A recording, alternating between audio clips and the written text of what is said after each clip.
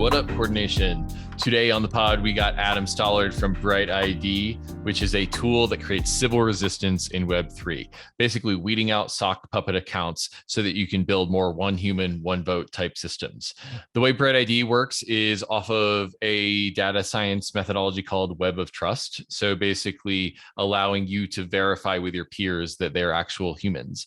And they've got this whole big, beautiful web of trust that creates more Sybil resistance in the ecosystem. Gitcoin uses it for Sybil resistance with Gitcoin grants. And it's just a real delight to talk to Adam because, boy, Gitcoin integrated with them in like Gitcoin grants round 6. And that was 2 years ago. And they have grown a lot as a technology platform, have become a DAO, have become more sophisticated in their Sybil resistance. And so is Gitcoin. So we're kind of like sister projects in that way.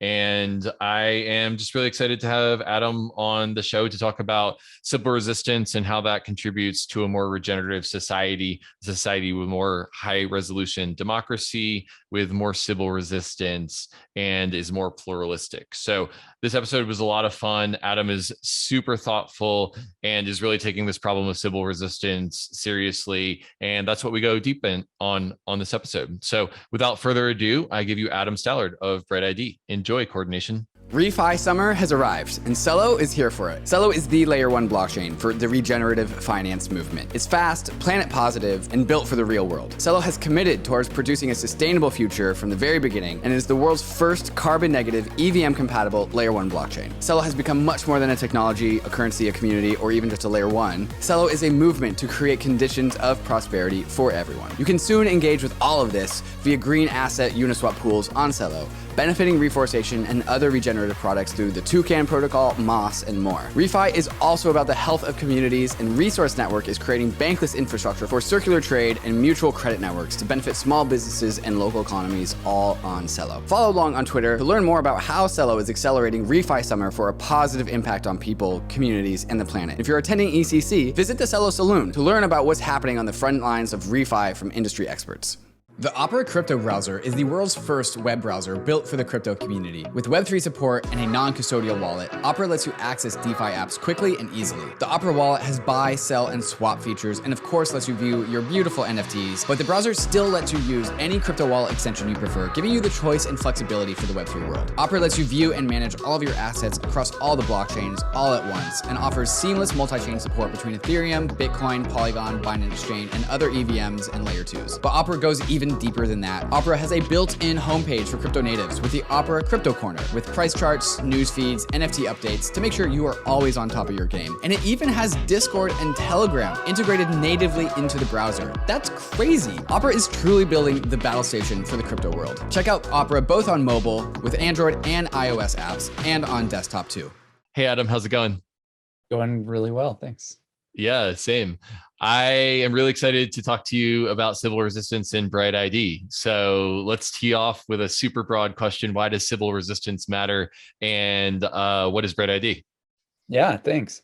So the reason Sybil resistance matters is a lot of times when we try to give away something of value to people, there's a very small, tiny subset of people that are just kind of like waiting in the works to jump on that and just exploit the system and take more than their fair share. So we need to stop those people, and that's known as a Sybil attack, when someone comes with multiple accounts hoping to exploit a system, and that's what we need to stop. And that's exactly like the tiny little thing that BrightID tries to do really well, is to stop those types of attacks. So it's basically like I put out a bowl of jelly beans and I say 1 jelly bean per person, and there's going to be that one guy that is going in and taking a whole fistful of jelly beans. And BrightID is a little piece of software that kind of like gates it and says, okay, prove your identity, and then you can have a jelly bean. Is that kind of like a good parallel, like real world parallel to the digital thing that BrightID does? Yeah, that's a great analogy. And that analogy works on other levels too, because it's like if you're there babysitting that bowl of jelly beans, the problem's really easy. Everybody comes up, you're like, here's your jelly bean, here's your jelly bean. When you try to automate things, which in the case of the jelly beans is like, okay, I don't want to have to expend the manpower to have someone manning this jelly bean bowl the whole time. I'm just going to leave it here with a little note, please take one. Unfortunately, we found that that little note that says please take one doesn't work, because there's always that person that just comes and takes the whole bowl. So we need something that works with an automated system. So it's in the real world, in real life, when we've got real people, it's really easy to tell that a person is just a person. But as soon as you move into the digital realm and things become automated, and you're trying to run things with computer programs rather than like every interaction requiring a human being, then you need something like BrightID. Right. And I also say, I know a requirement of BrightID is that we're not trying to build a panopticon. So, you know, if I had to like upload my passport that has my national ID on it and my date of birth and my address on it into some system in order to get those jelly beans, then that's a different requirement than a privacy preserving Sybil resistance tool. Yeah, that's exactly right. So there's a couple of problems with using something like a national ID. One is, like you said, that there's just way too much data attached to it, and you don't need to share all that data. You just need to know that that person is a unique person. You just need to answer that one simple question. And then the other problem is that the creator and the guardian of that is this government agency that we don't get to supervise. We don't get to, I mean, we supervise it from like a great distance. We don't get to know what's going on. So there could be some worker named Bob inside that agency who figures out like, hey, national IDs are now used for acquiring jelly beans. I'm just going to go over to my office here and print up 10,000 IDs so I can have 10,000 jelly beans. We don't know that there's any mechanism within those agencies to stop something like that. So it's better if we have a solution where everybody can audit each other and make sure that the people who are authorizing the verifications are under control of other people that are auditing verification. So it's kind of like this, you watch me, I watch you, we all watch each other type of thing. Yeah, totally. And just to illustrate the nation state thing, I think in one of Vitalik's posts about identity, he kind of talks about the range of actors that you can protect against. And there's a range from like petty criminals to the mob, organized crime. And then there's even nation state criminal systems, depending on what your international rule of law is. So nation states are not created equal in terms of their legitimacy. And I think that's a core point when you like are just ruling out that as a mechanism for creating that. So I think now that we've talked about what BrightID isn't, I'd love to talk about what BrightID is and how it provides that Sybil resistance, that sock puppet resistance to distribution of digital jelly beans. Right, cool. So so what we boil things down to the idea that the gatekeepers of jelly beans or other digital goods, where it's one per person, should be the people that know you best, because they're the ones that are in the best position to know that this is your one and only your one and only account that's approaching this good that you want. And really all the other systems in the history. So if we go before digital systems and look at other systems that were used to give out benefits of certain kinds over the history of humanity, they've always been around some sort of social trust, where either it's the simple example where you've got a tribe of people where everybody knows each other. That's an easy one to solve. It's like, well, we know Bob is one person because we know the whole tribe, and this is Bob.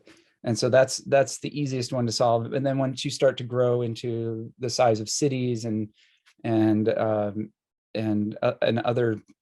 larger groups, then what's kind of happened in the past is we'll assign people those roles. Like we'll create a government that's in charge of issuing IDs, or we'll create a system of notaries where they can sign and vouch for people. And so that's worked pretty well over the years, but it hasn't transitioned well into the digital world.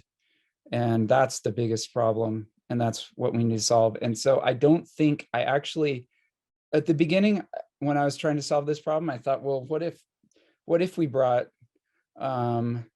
national IDs into it? Would that work? And then I realized, well, even if you start to do that, then you get this, because the internet is everybody, you get this weird other problem, which I can't work on, which is the problem of how do you federate this type of control? How do you get the nation states to work together, or how do you get everyone to accept every type of ID?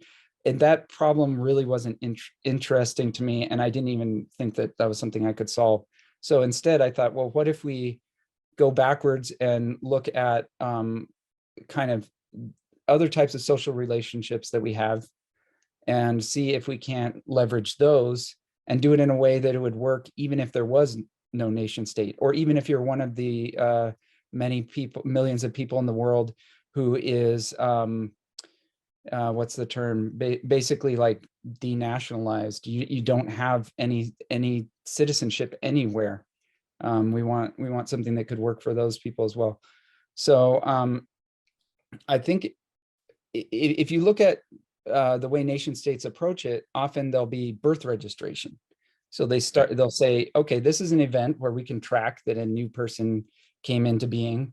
And so we'll go here and we'll trust the hospital to vouch for this person, and then the parents, and they'll all sign this document together that said that this is a new person. And then from there, we can create a new identifier for this person. We'll give them a social security card, and then they're good to go. And that works pretty well until it comes time to bring it onto the internet. And then I think many of us are familiar with how horribly things have gone wrong when social security numbers have gotten onto the internet, all the data breaches that have happened, et cetera, how hard it is to actually replace a social security card. Right. So with BrightID, what we want to do is we say, okay, it's the people that know you best that get to vouch for you. So yeah, the mom and dad that were there at your birth registration could also be the people that vouch for you and get you verified in BrightID. It's just a different setting that works natively well with the internet, because your mom and dad can cryptographically sign the fact that you're a person, and then other people can sign that as well to give it even more validity, so that your mom and dad aren't just inventing fake kids to game the system or something. And then from there you get verified. And the nice thing about using cryptography is then when you take that unique identifier into different realms, you don't carry all this baggage with you, like all this other personal data that isn't actually necessary to just answer that one question of, are you a unique person? And also, let's see, what was I going to say about, yeah, privacy. So the nice thing about using cryptography is when you bring that into another realm, you can kind of abstract away that original identifier. So you can say, okay, here was your BrightID, which we can kind of relate that to a social security number. Here's your BrightID, but we're not actually going to use your BrightID. We're going to use something else. We're going to use another unique identifier, and then we're going to allow you to link that to your BrightID in a way that the application that's getting this uniqueness verification never actually sees your BrightID, so that if there is a data breach, that it's not something like, oh, I've got to go get a new social security number now. It's like, no, yeah, you just, nothing got leaked to them. So yeah, that's one of the things that's never really made sense to me, knowing about public-private key cryptography, why my social security number is my private key and my public key. And it seems like, y'all, since you're using 21st century technology, have managed to get around the data breach problem. Yeah, definitely. Yeah, I mean, social security numbers are really old. They're from like the 30s or something, and public key cryptography came out in the 70s. So I guess they're just really slow to adopt it. Yeah. Well, so tell me the use case for BrightID. I think I download an iPhone app, and then it gives me a QR code, and you and I will, I'll say, hey, scan me, and verify that Yeah. I'm a person. And then basically once I have a certain number of verifications, then I have some sort of trust level. And then there's kind of a web of trust is what you're building on the back end there. Is that more or less Yeah, right? that's right. So what I would do, this is since we're on video, is this Mhm. video being captured for the podcast, by the way? So we're gonna have about half audio listeners and half Oh, okay. video ones, but we can just speak to what we're doing for so the Okay. audio people can hear it. Okay, sounds good. So Yeah. I just opened up my BrightID app, and there's something that says, well, let me back up. So if I say my code, if I click Mhm. on my code, I get to show you a code. This works over video. I can Mhm. hold this up, and then if you get your phone that has BrightID on it, you open up the BrightID app and you click scan a code and you scan this. And if you happen to have it, we could even do it right now. If you happen to have your mobile phone, if not, that's Mhm. fine. I can just talk through what it's like. So you Yeah. scanned it, and then I will pop up on your screen. You'll pop up on my screen. The interesting thing about this, yeah, you got it. Okay, Let cool. me turn off the blur on my camera. Actually, I've been, Well, just scan me because you don't need to be unblurry. You just need to scan me. yeah. I'm the only one that needs to be unblurry. I'm doing that. I wanted to show my phone Oh, you want to after show what I what it see when I shows? scan you. Yeah. Okay. Okay, here we go. We have the technology. All right, so I just scanned you, and I have this little screen that has your information on it, and it looks like Yeah. I can mark you as suspicious, or already known, or just met. So I'm gonna put already known, since you and I have Yeah. known each other for a couple Yeah. years. And now you're my. It looks like you're waiting to confirm my connection. Yep. And I That's can do me, the similar thing Owaki. for you. Nice. And so, yeah, so I see that we have no mutual connections, which is Mhm. possible. Yeah, I'm I already, actually, I you've actually, already known. I I didn't might mean come to back. interrupt you. I have a new phone, and that's why Okay, you're this isn't starting like over. Bright Well, ID. this is good Yeah. because you'll soon have some BrightID verifications now that we've made that connection. Mhm. So that's good. So that information that we got, very importantly, that's just shared peer to peer Mhm. between you and me. Okay. So there's no server anywhere that stores this information. There's no Facebook-esque type thing that's like collecting all this data. That was Mhm. just between you and me. So if I know you, let's say that the two of us have nicknames for each other, and that's Mhm. how we know each other. And maybe we have like weird pictures that we like to use as our avatars or whatever. That's all of that is totally fine. Mhm. There's no requirement other than that the other person should be able to recognize who they're connecting with. Right. And that's another thing that people ask about BrightID is this going to out me in some way if I get BrightID verified? Mhm. And the answer is no, it's not. Number one, Mhm. because when you're making that connection, you're just sharing with the person that you connect with. There, it's not always possible at this point to find someone that you already know that is going to help you get BrightID verified, unfortunately. Mhm. So we have these connection parties. So you will have to make a connection to someone that you don't already know Mhm. and like share your name and photo and your face with them. So that part, but that's not the same as like outing yourself on a public registry or something like that, or uploading your data to a server. Mhm. But if you're lucky enough to already know someone who's in BrightID, you're not sharing any data with anyone that doesn't already know that data, and you Mhm. can still become BrightID verified. And then it goes one step further, because once you start connecting with apps, they don't know anything about you. Like all the apps get is that little stamp of uniqueness that says that this is a Mhm. verified BrightID user. You don't know which one. We're not even going to give you the BrightID identifier. We're going to give you this other identifier, such as an Ethereum Mhm. address or something like that. And that's all you get to know. And it's not linked to anything else. Yeah. Beautiful. In speaking of apps connecting, I have empirical experience of this because Gitcoin derives Sybil resistance for Gitcoin grants using BrightID. So there we go. You're showing for the audio listeners. Adam's just showing off his Gitcoin integration on his phone. So Gitcoin grants relies on quadratic funding, which relies on Sybil resistance, and we derive Sybil resistance on Gitcoin grants via BrightID. I think the numbers were something like 30% of contributors are BrightID verified or something like that. I'll have to look at the analytics again, but yeah, it's been really great, mutually beneficial, because Gitcoin gets Sybil resistance from BrightID, and I think that we sent a good set of users over to BrightID to bootstrap your network. So it's been very mutually beneficial. We love that. Yeah, because it's kind of this chicken and egg problem.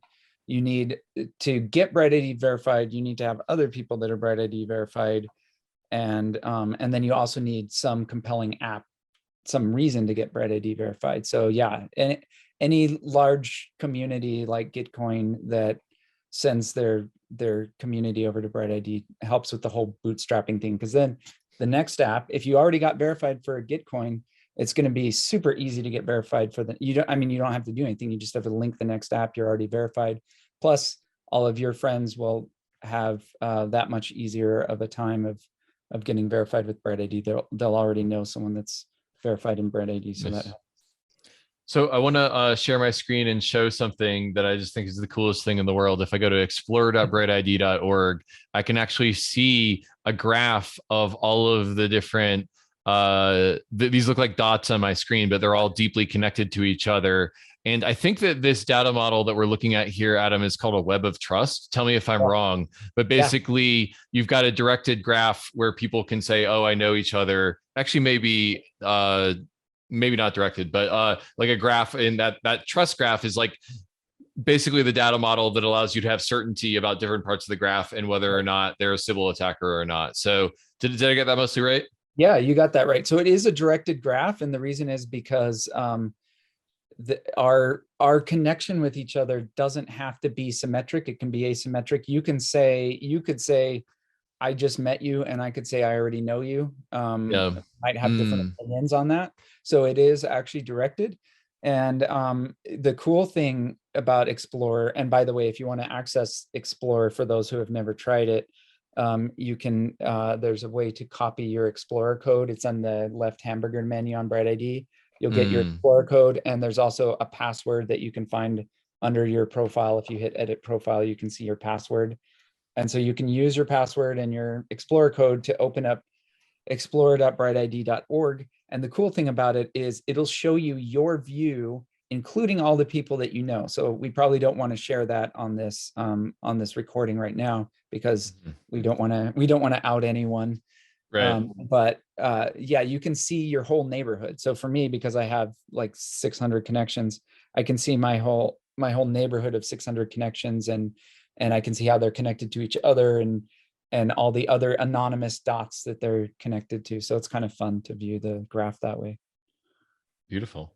Are there any other sort of goodies that are worth showing off in the BrightID analytics or labs ecosystem? I know that y'all are always building new tools to understand the graph. Yeah, so I can't really show it off because there's just it's in public beta, and or not, actually it's in closed beta right now. But there's a new tool called Aura. There's a forum post on it, and there's also a Discord where so if you're really interested and this sounds like something that you want to try out, there are ways to get into the closed beta to get an invite. But what it is it's a power toolbox for Sybil hunters. And so we want to extend this to not just BrightID, but Gitcoin and Proof of Humanity and any of the others,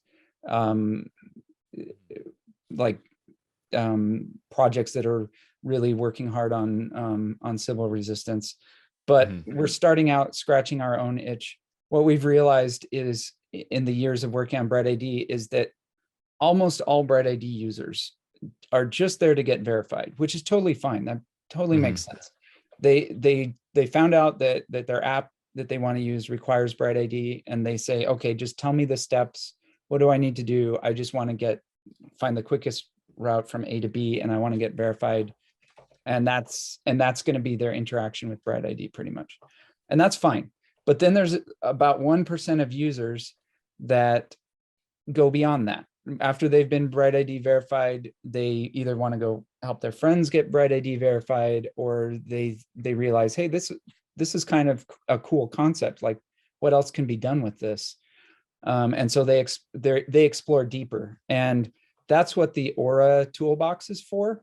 It's a way to go beyond, and maybe I can share my screen. I wasn't really prepared for this, but let me see if I can pull it up and share my screen. But Aura is a way to, let me see if I'm already logged in here. Yeah, I am. There's not a whole lot to show right now, but I'll share anyway. Let me get back to Zoom.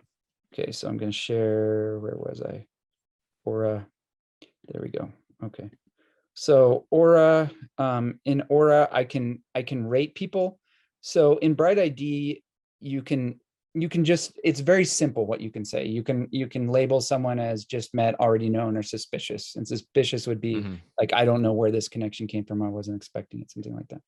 But in here, you can go beyond that, and you can start to rate people in your little group. So like, I could go to my good friend Philip, and I can do a much more detailed rating of him. So I can give him an honesty rating. And what I'm doing there is, so this is beyond how well I know him. This is like my estimation of how likely he is to be an honest user versus an attacker. And there's different like research tools that I can use to assess that. And then once I've done that, I can go beyond that. If he's an Aura, if he's also an Aura user, I can give him energy. So there's these little energy sliders, and I can give him some of my energy. And energy is something that is, it's a concept in Aura. It's a concept for BrightID power users. It doesn't exist for the normal 99% of BrightID users. 99% of BrightID users are not going to have energy. But what energy means is it's your ability to help other people to get verified. So the Aura game is saying, I want to be someone who goes beyond just kind of like a consumer of BrightID. I want to be a helper that helps other people get verified. I also want to help police the system and detect Sybil attacks. So in our early days of BrightID, we played with the BrightID graph, and we had algorithms that said, well, if I know you and you know someone else, then there's kind of like this, my vouching kind of flows a little bit.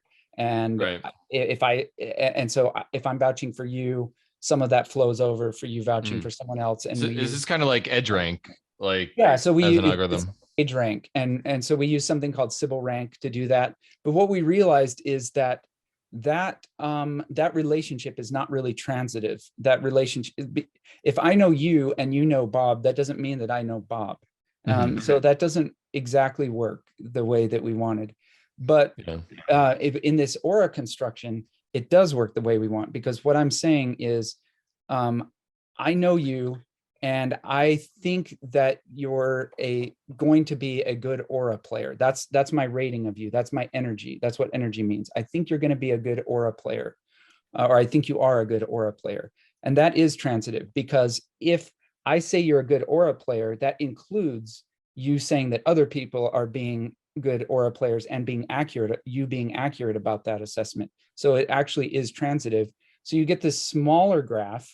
It's also more manageable for these algorithms if it's a smaller graph. So you have this smaller graph of this 1% of BrightID users that are the power users, kind of rating each other on how honest they are, and not just how honest they are, but how good of a job they're going to do playing the Aura game. Because you could be totally honest, but just be like a terrible Aura player, but be a perfectly honest player. So it's kind of, that energy kind of combines those two. So they're all rating each other on how good of an Aura player they're going to be. That energy gets spread around. And then the final hop of this graph, so the very outer edge of the graph, is the other 99% of BrightID users. And all they need to do to get Aura verified is know one Aura player and connect to that one Aura player. If you can find more, that's even better for you. It increases your chances and your verification score, but you just got to find one. So the steps are simple. If you're not an Aura player, you just find an Aura player, connect to them. They'll take care of everything for you. They're kind of like your guardian or your whatever, your introduction into becoming BrightID verified. They'll say, okay, I've got your back. I'll take it from here. They do their research. They look at your account. They see who you're connected to. If there's some pieces missing or something that looks suspicious, they can help you work that out. And then they'll make sure that you get verified. So anyways, that's kind of what Aura is. And then it, like I said, it becomes this toolbox. Right now, it's very simple. All we can do is like pass energy around and rate people's honesty and help them get verified. But in the future, what we want is we want tools that allow me to do deeper research on people. Like, so we can see things like, okay, who else have they connected to? Are there connections missing that we expected them to have? A really interesting thing that I wrote a forum post about is, so let's say that I'm evaluating you to help you get Aura verified. You're not an Aura player, but I'm doing the work for you. Let's say that I know your, so I've connected with you on BrightID. We have that connection. So let's say that I know your Twitter handle, which a lot of people know. So I know that, and I feed that into the system anonymously using a cryptographic protocol called Socialist Millionaire Protocol. And then other people do the same, and it can, without revealing which BrightID user I connected to that said that they were Kevin Owocki, it can compare everybody else that also thought they were connecting to Kevin Owocki, and by comparing that, anonymously comparing that Twitter handle, we can say, wait a minute, there's actually two people that people think are Kevin Owocki instead of just one, if that kind of makes sense. So like, if you like, let's say you connected to Philip, but you connected to Philip with a different BrightID. We can detect that anomaly in the system without ever revealing anything. So I don't have to reveal. So let's say someone's in there trying to fish for information. They're trying to like figure out what your phone number is or what your Twitter handle is. We don't, without even revealing what that is, we can say whether there's one Kevin in the system or two Kevin in the system, and so we can quickly shut down these kind of small scale Sybil attacks where you like try to get verified using different accounts with different people. So yeah, so Aura is going to have that. BrightID doesn't have that. That's kind of one of the weaknesses of BrightID right now is you could do something like that. You could say, well, okay, I'm going to go connect to this group of friends over here, get BrightID verified. Now I'm going to take a different phone or make a new account, go over to this group of friends and get verified.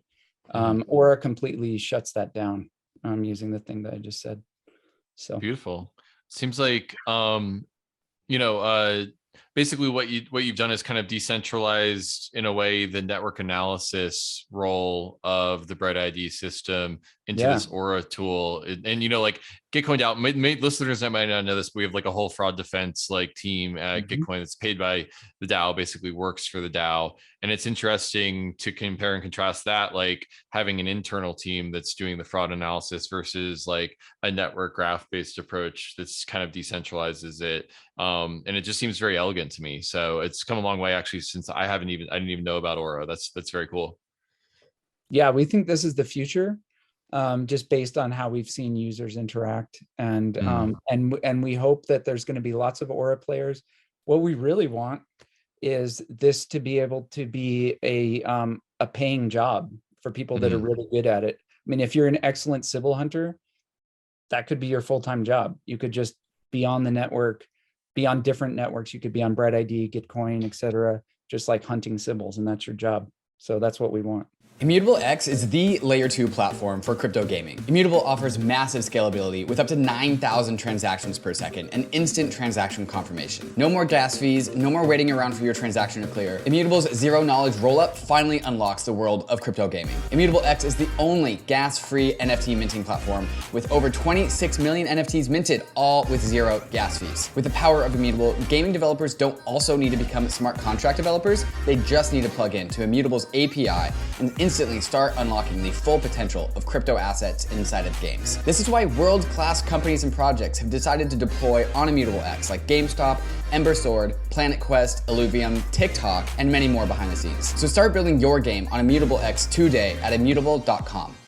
COINSHIFT is a leading treasury management and infrastructure platform for DAOs and crypto businesses who need to manage their treasury operations. Every crypto org needs to manage their treasury, and COINSHIFT offers a simple, flexible, and efficient multi-chain treasury management platform built on top of the extremely secure Gnosis Safe. With COINSHIFT, your organization can go from primitive single-chain treasuries to expressive, flexible, multi-chain features such as global user management, global contracts, proposal management, and many other features that can be shared across an entire organization. COINSHIFT layers on powerful treasury management tools on top of the proven security of Gnosis Safe, allowing users to save time and reduce operational burdens and gas costs. COINSHIFT even has data tools like account reporting across the 7 chains on which it operates. Used by industry powerhouses such as Uniswap Grants, Balancer, Consensus, and Messari, COINSHIFT is speeding up the coordination and efficiency of the organizations that use it. In DeFi, you have to keep up with the frontier, and COINSHIFT makes that easy. So sign up at coinshift.xyz/bankless. Yeah, so I guess, I'd love to talk for the users. So if you go to the App Store, you download BrightID, you get verified, you go to a connection party, what can you do with it? Like,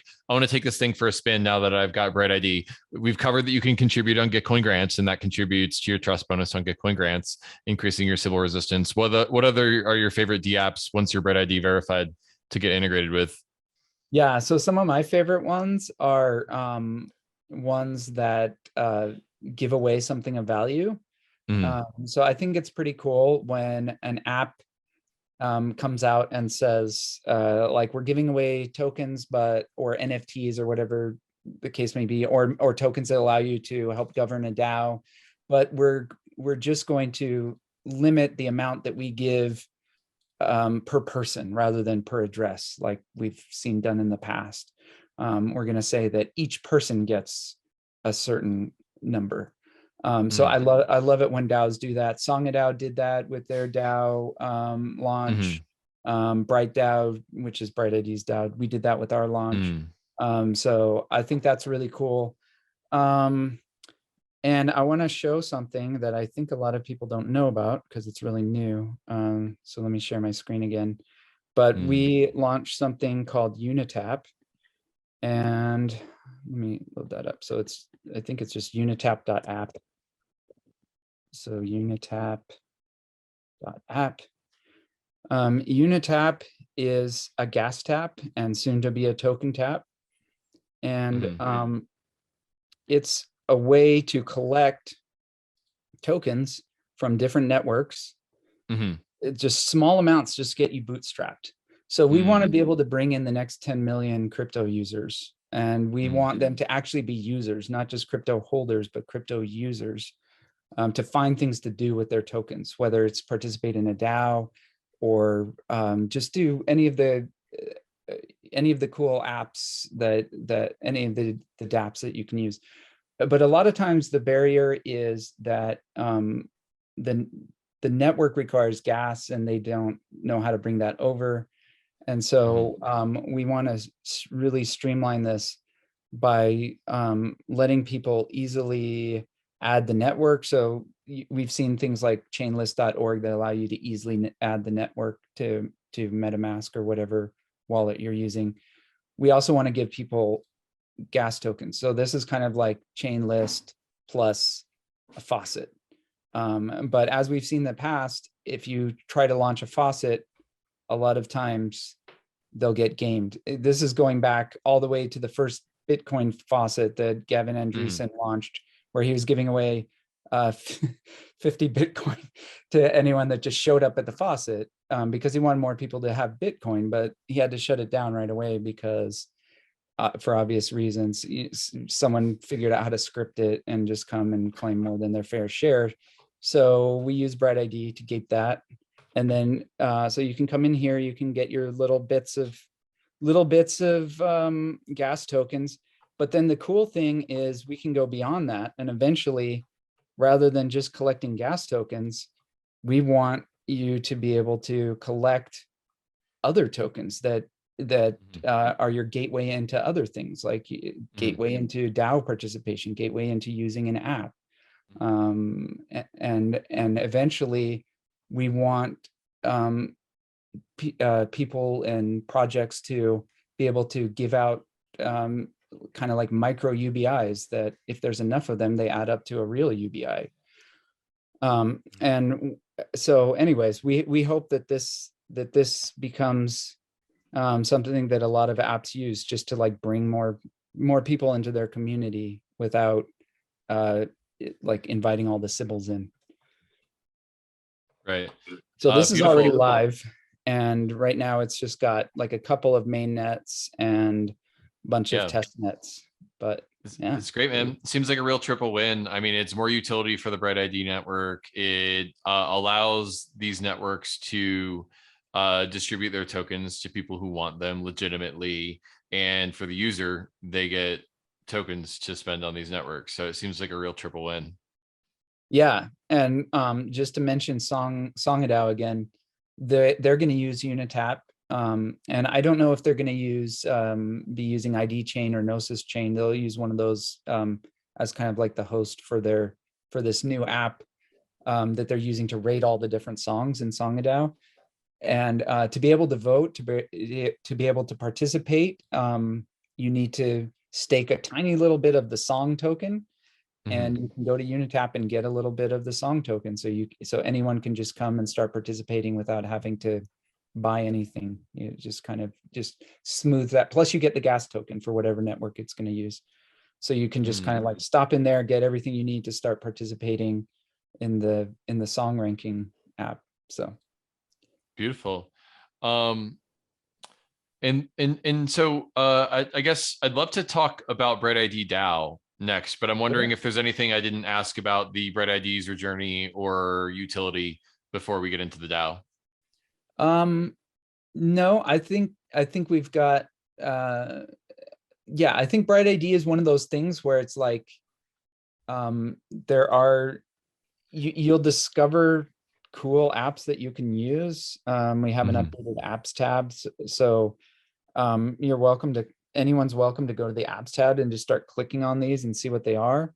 I think you'll find that a lot of them are mostly giving things away because, like we said, it's yeah, we're trying to protect against we're trying to protect that jelly bean bowl.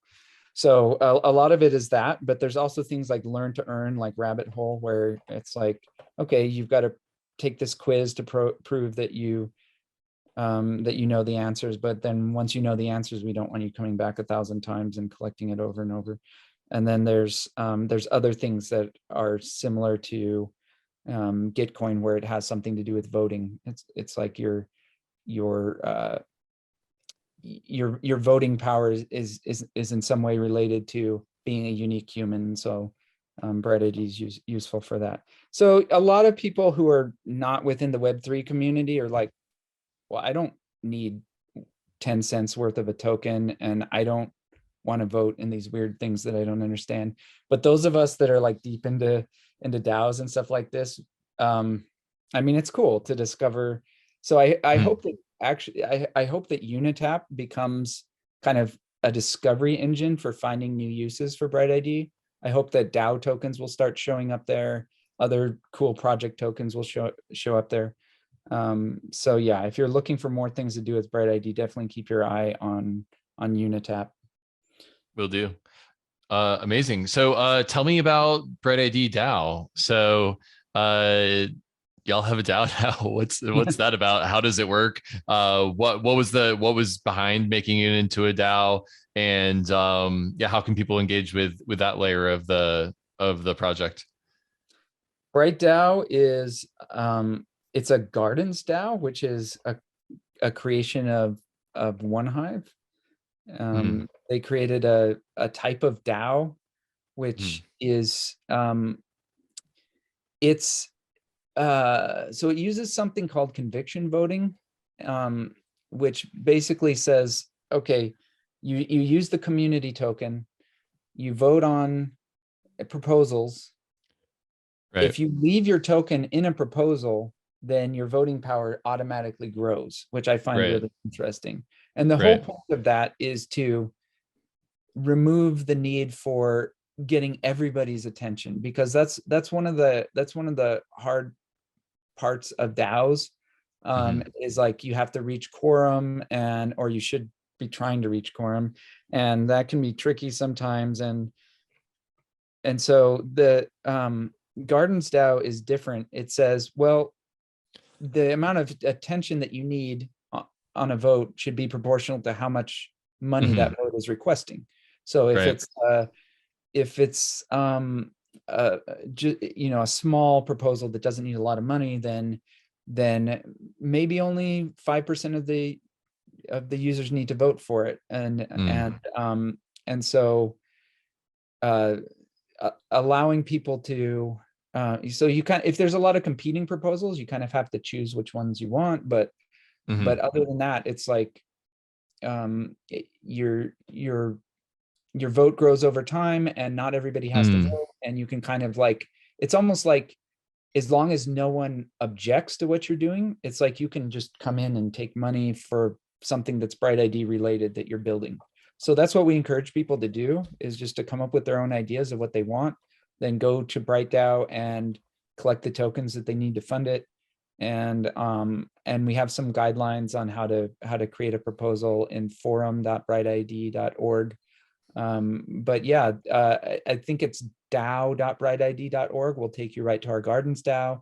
We gave away some Bright tokens at the beginning as part of our Bright fair drop, is what we called it. And then so a lot of Gitcoin users got those. I think that was our biggest single airdrop recipient, was Gitcoin participants. And it wasn't for people that donated to BrightID. It's for people that used Gitcoin and donated to anything. They got a share of Bright tokens. And so you have Bright tokens a lot.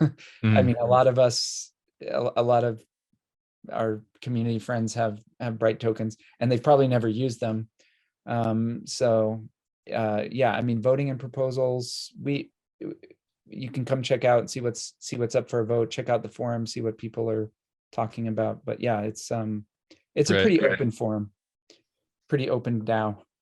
Right. Very cool. So go to DAO.brightid.org, basically, is the TLDR, to get involved in that. And, as a project that's eating your vegetables around decentralization and privacy, and I just think that it makes total sense for BrightID to become a DAO one day. And I'm realizing we integrated with each other Gitcoin Grants Round 6, which was like 2.5 years ago. And since then, Gitcoin has become a DAO, and BrightID has become a DAO, or Gitcoin Grants has become a DAO. And so actually, when I say we, I got to stop doing that, because I'm disaffiliating from Gitcoin DAO right now, and the decentralization of not relying on the founder anymore is like a feature, not a bug. So it's just been cool to kind of like grow up together a little bit. Yeah, so the DAO is an interesting evolution. I didn't think we needed a DAO, but the community wanted one, and it's kind of cool because it's like, it wasn't my idea. I did some work towards helping it along, and I'm happy to see that it launched, and I'm happy to see that people are paying each other in Bright token to do stuff related to BrightID, and I don't have to be the boss of everything. And I'm sure you can relate to that. It's nice to have that. Yeah. So I mean, our DAO is probably like 1% of the size of Gitcoin DAO, but it's still cool to have a community DAO. So yeah, it's not size, it's the impact that you're having that matters. There you go. Well, I guess I'd love to talk a little bit about like DAO to DAO relationships, which I feel like will be it just seems obvious to me. If you look at biomimicry, you had single cellular life, and then you had multicellular life that kind of evolved. And I see that same thing with DAOs, where we've got this like kind of like primordial soup, which these DAOs have emerged. And Gitcoin and BrightID have been sort of friend DAOs for a little while. And Gitcoin DAO recently launched Gitcoin Passport, which is like the decentralized version of its trust bonus tool. And you can use your BrightID in that, along with a couple other Sybil resistance tools. Is there anything that we can glean about future DAO to DAO relationships from from this? Like, I could imagine that like our fraud defense, the Gitcoin DAO fraud defense team could be using Aura to give fraud defense back to BrightID and vice versa, the traversal of that data back and forth. There's obviously a traversal of information and ideas because we're socially connected and talking about Sybil resistant DAOs. And then there's kind of like the data back and forth between the two systems. But is there anything else to say about the DAO to DAO relationship there that we can extrapolate between the two, or what do you think? Yeah, I think that we're already seeing the beginnings of inter-DAO trust, where we say, okay, you are showing me a proof that you were an active member of Gitcoin DAO, and so you can start out with a big reputation boost when you join BrightDAO or something like that. So I think that's an interesting way for DAOs to work together. I mean, we're also seeing kind of the beginnings of DAOs being able to kind of vote with each other. So you could do something like where you could say, okay, you can vote with Bright tokens, or you could vote with Gitcoin tokens to make the decision. So that's interesting. Another thing that I think is that we can do with BrightID to help DAOs is we can help to avoid kind of DAO attention overload and DAO apathy. I think that's one of the things that we noticed, at least with our launch of BrightDAO, is we tried to cast a wide net when we were giving out our governance token, and we gave a bunch to anyone who could just show that they were a unique person, because we thought, okay, at least some of that's going to stick. At least some of those people are going to stay around, and that was true, and it worked out. But the majority of those people are just like, oh, what's this? Free money, okay, and sell, and that, that's kind of just what happens. But it would be better if you could kind of, without giving away you could find a cheaper way to settle in on who your core people are going to be. So going back to Unitap, which I showed earlier, one of the things that we want to do is, once that list starts to become long of all the tokens you can collect, we want to limit unique people to, let's say, 5 tokens. So let's say that we have a category there that says DAO governance tokens. You can get some free DAO governance tokens.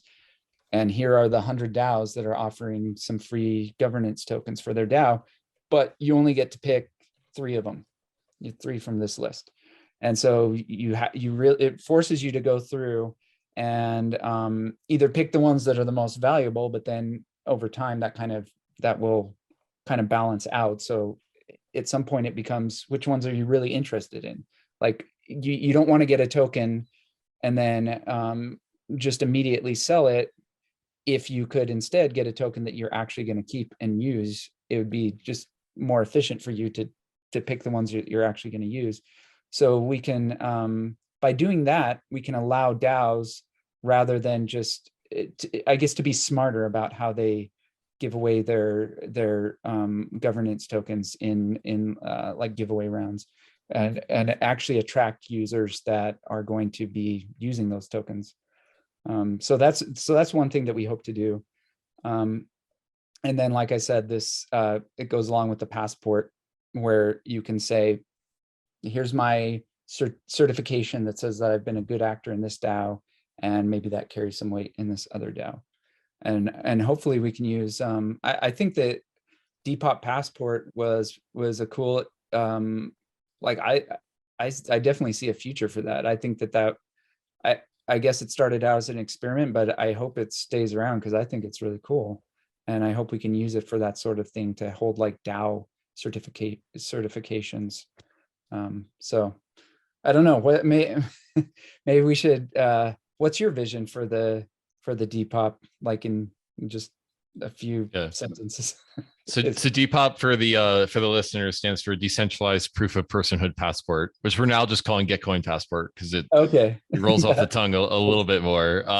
Right. Yeah, I mean, I think that we just basically wanted to take the Sybil resistance on Gitcoin and allow people to consume it from across the ecosystem in their dApps. And we kind of look at ourselves as an aggregator of decentralized society credentials. So basically this world in which there's all this different data out there, we can aggregate it into one passport, which are like stamps, and BrightID is one of the stamps in that passport, and then like give more Sybil resistance out to the ecosystem. And like I guess I look at like y'all as like this web of trust tool and us as like an aggregator. And I keep on saying us, but I've just disaffiliated from Gitcoin DAO. I got to get out of the habit of that.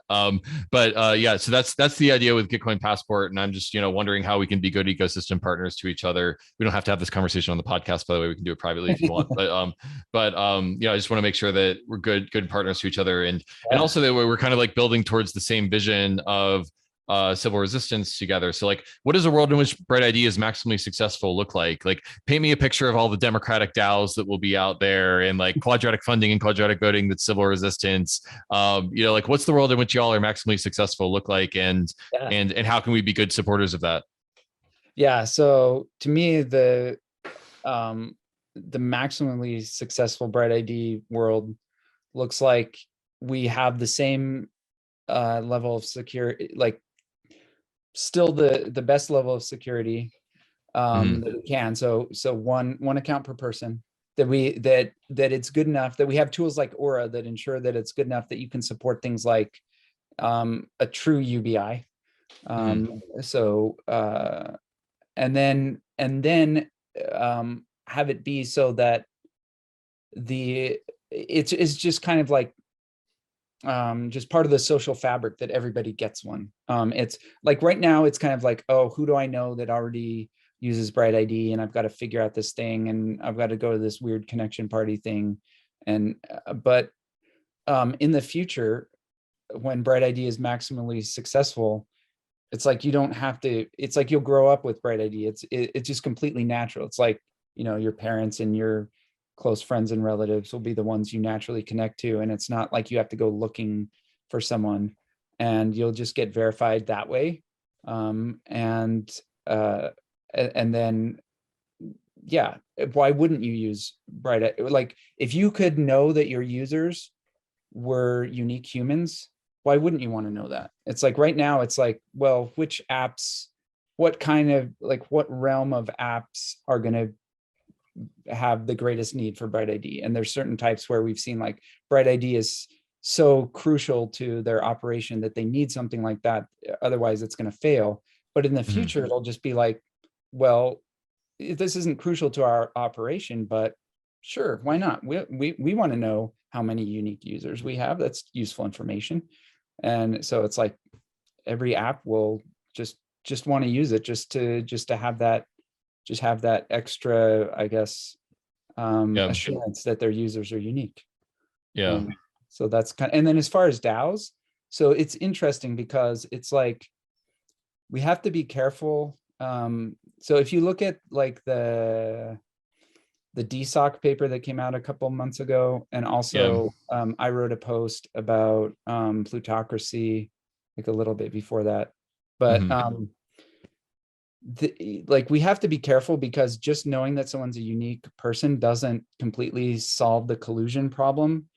Because so in the talking about DAOs, let's say that we have DAO A and DAO B, and they're just they're giving away governance tokens to whoever wants them, and I collect tokens from DAO A and DAO B. I don't care about DAO A, but I do care about DAO B, and you are vice versa. So we just do a swap. Now I have two DAO A tokens, and you have two DAO B tokens, and now we each get double the votes that we should, just because we got all these free tokens that we don't really care about, and so we like trade them to sell them to people who do care, and we're not supposed to, and stuff like that. So that's where the soul bound things comes in, because you want to make sure that like that these things that should be kept one per person are not being traded, and also that you have the right amount of attention, because you could also, I mean,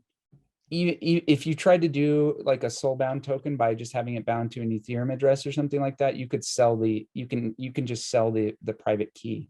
So just making it non-transferable doesn't solve it. What we did with BrightID was we actually earlier this year, we launched a soulbound token and gave away 10,000 NFTs that are soulbound.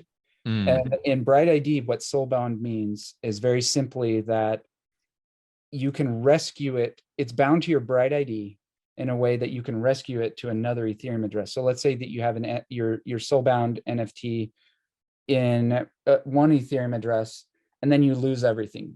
You lose access to all your Ethereum addresses. Maybe someone stole it, or maybe you just lost access.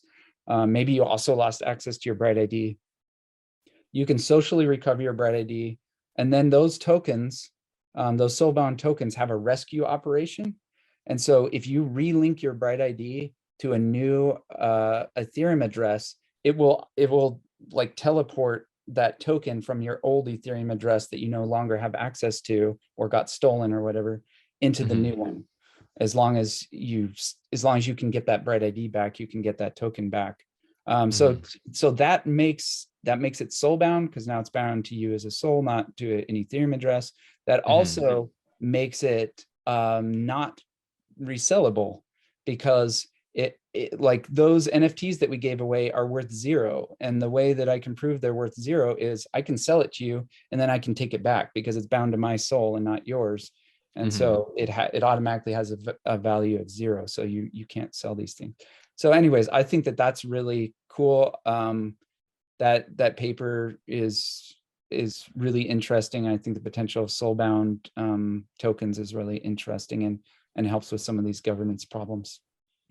Yeah, very cool. I just think that the future is so bright, pun intended, for civil resistance, and thankful to you for being an early pioneer in this space. It's so neat to see the line of Gitcoin or BrightID growing over time and its relationship with Gitcoin growing over time. So it's been great. Is there anything I didn't ask you that you wanna tell us about? No, I managed to like cram in everything that I could possibly think of, so I appreciate that. But yeah, like you said, with the collaboration of Gitcoin and BrightID, I see lots of potential there, because it's like we're both trying to figure out ways to fund public goods, and we're both trying to figure out how to like get public goods out to people. So I see us collaborating for a long time. Likewise, and I hope to see, the early success of Gitcoin and BrightID and other civil resistance tools to be sort of a sign that you can build non-speculative apps, and that I hope to see more democratic tools, more public goods funding tools in the next market cycle be built, and that's kind of the dream for me. And I just want to end on, this is my list of what civil resistance enables, and I just want to end by saying it, because I just want to like articulate how great it would be for the ecosystem if we can solve civil resistance. So quadratic voting, quadratic funding, measuring the Gini coefficient of ecosystems, UBI, one person, one vote DAOs. So not one token, one vote DAOs, one person, one vote DAOs, and then civil resistance airdrops is my list. So anything to add to that, or any pushback on that list? No, amen. It's all good stuff. Amen. All right. Well, thanks so much for being on the GreenPilled Pod, Adam. Really appreciate it, and see you around the internet. All right. Thank you.